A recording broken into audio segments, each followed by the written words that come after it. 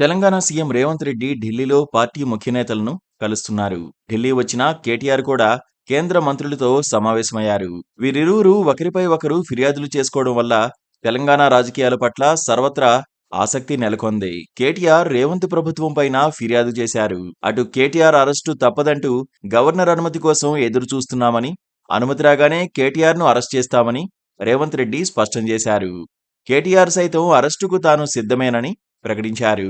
ఈ సమయంలో KTR arrest చర్యలపైన CM Revanth స్పష్టతిచ్చారు.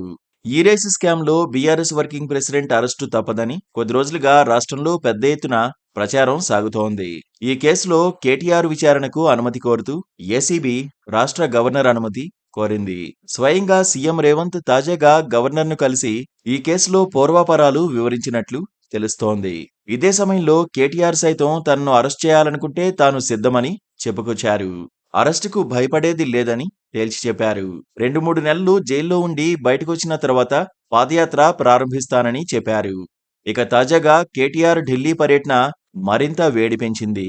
KTR సైతం కేంద్ర మంత్రి ఖట్టర్ను కలిసి రాష్ట్రంలో రేవంత్ ప్రభుత్వం పైన ఫిర్యాదు చేశారు.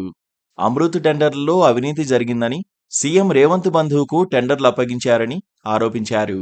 రేవంత్ సైతం ఢిల్లీకి చేరుకున్నారు. కేటీఆర్ పైన ఆరోపణలు, చర్యలపైన స్పందించారు.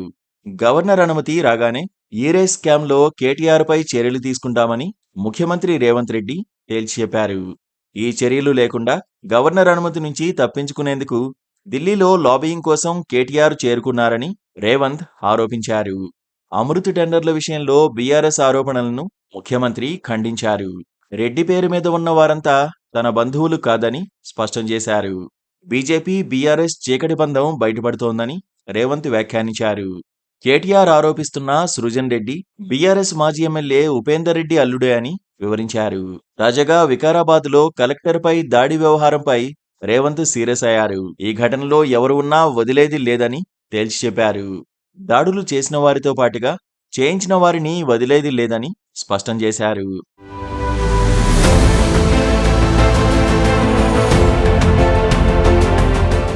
Please